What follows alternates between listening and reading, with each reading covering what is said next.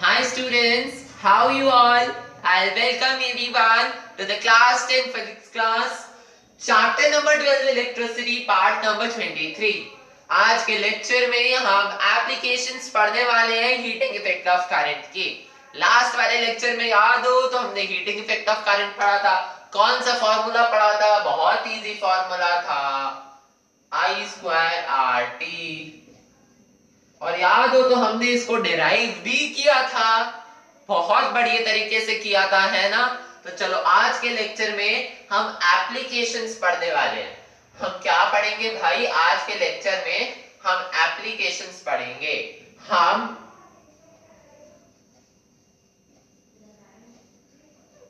Applications पढ़ेंगे of heating effect of electric current.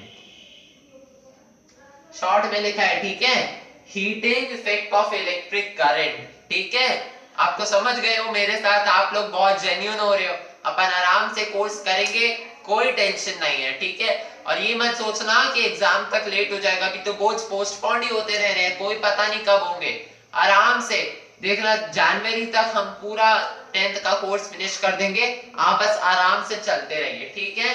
तो applications of heating effect of electric current को शुरू करते हैं। पहला, the heating effect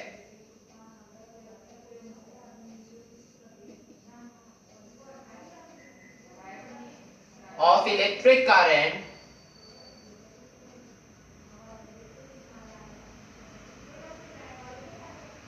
is utilized. The heating effect of electric current is utilized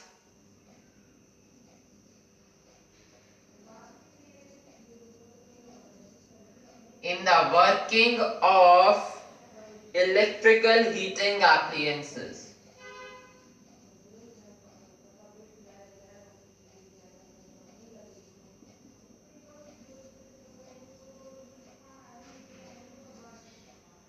Such as, ये statement है, इनको आप लोगों को एज इट इज याद करना है, ठीक है। मेरी बात समझ रहे हो ना आप लोग? ठीक है। Such as electric iron,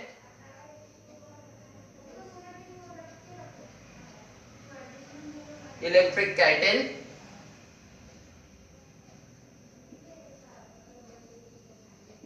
electric toaster,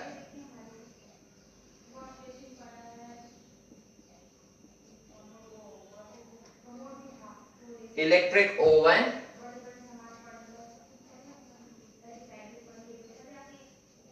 room heaters,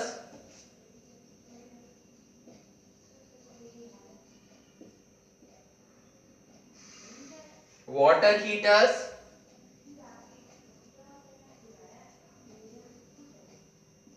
अरे वाटर हीटर क्या होता है? रूम हीटर तो सुना है, वाटर हीटर क्या होता है? अरे भाई, जो गर्म पानी करने के लिए गीजर लगाते हैं ना, उसे ही वाटर हीटर कहते हैं। 10th क्लास में आ गए, इतना तो सबको पता होगा, etcetera. The heating effect of electric current is utilized in the working of electrical heating appliances such as electric iron, electric kettle, electric toaster, electric oven, room heater, water heaters जो geyser हो गए, etcetera. जो heating effect है ना electrical appliances का, वो कहाँ work होता है या कहाँ यूटिलाइज होता है? Is utilised in the working. जब हम इलेक्ट्रिकल हीटिंग एप्लायंसेस को यूज में लेते हैं, उनको काम में लेते हैं, तब हमारा जो करंट होता है हीटिंग इफेक्ट का, वो यूटिलाइज होता है। अब किस तरीके के इलेक्ट्रिकल हीटिंग एप्लायंसेस? जैसे हमारी इलेक्ट्रिक आयरन हो गई, हमारी केटल हो गई, केटल पानी गर्म करने के लिए लेते हैं ना, टोस्टर हो गया, ओवन हो गया, रूम हीटर हो गए भाई, वाटर हीटर्स हो गए, गीजर हो गए, उन सब में हमारा यूटिलाइज होता है। और भी ऐसे बहुत सारे होते हैं, समझ गए? अब इसको कॉपी करो, फिर एक और बढ़िया सा बताऊंगा। समझ में आ गया? क्लियर हो गया? कॉपी कर लिया? अब ध्यान से सुनो कि ये जो सारे हीटिंग एप्लायंसेस होते हैं ना, इनमें हाई रेजिस्टेंस वाली कॉइल होती है। क्या होती है? हाई रेजिस्टेंस वाली कॉइल होती है। Okay, all these heating appliances contain coils of high resistance wire which is made up of nichrome alloy, और वो किससे बनते हैं? वो नाइक्रोम अलॉय से बनते हैं।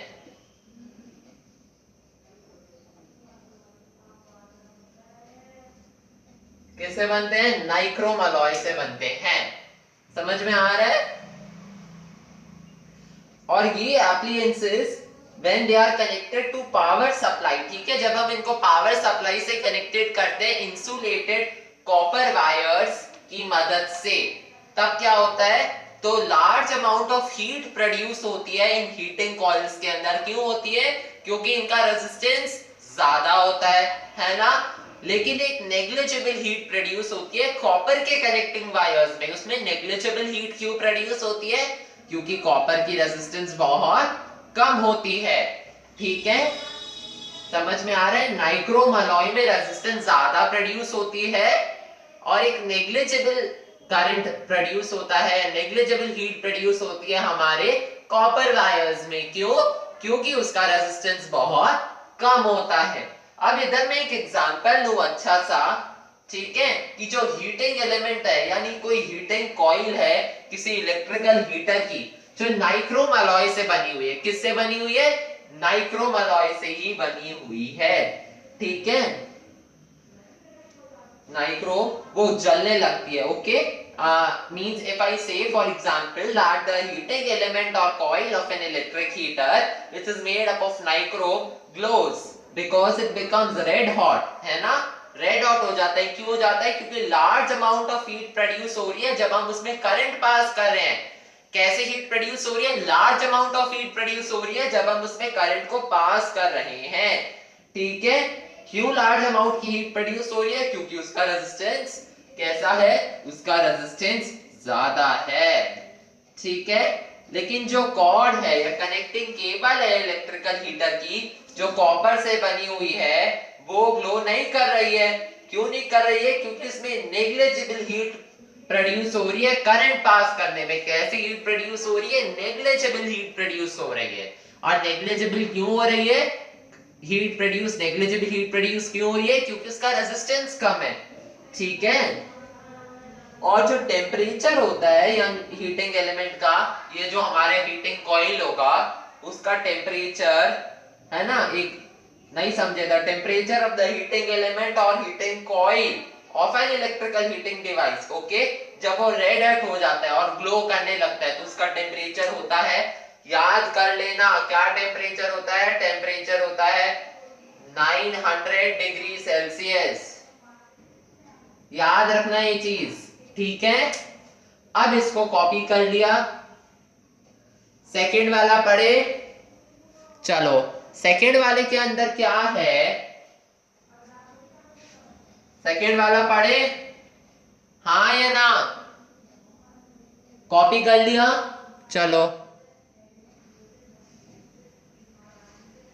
so students, thank you everyone for watching the video till the end. Second वाला मैं आपको पार्ट नंबर 2 में बताऊंगा। ओके, पार्ट नंबर 2 के लिए वेट कीजिए। तब तक के लिए इस वाले को गांठ बांध लीजिए, क्योंकि जब इसको ब्रीफ में, अभी तो मैंने ब्रीफ में बताया, मैंने आपको भी समझाया ना, अगर ये 5 मार्क्स का क्वेश्चन आता है, you have to describe this, तो आप ऐसे डिस्क्राइब करोगे। ठीक है, ऐसे डिस्क्राइब करोगे। प्रिपेयर रहो पेपर के लिए बहुत अच्छे से, कोई प्रॉब्लम नहीं है, आराम से। लास्ट टॉपिक है हमारा applications of heating effect of electric current. इसके बाद फ्रॉम द बेसिक यहां से लेके यहां तक के क्वेश्चंस करेंगे अपन, हर लेवल के क्वेश्चंस करेंगे। ठीक है, आप बस है ना चलते रहो मेरे साथ। ठीक है, wait for next part, till then bye bye.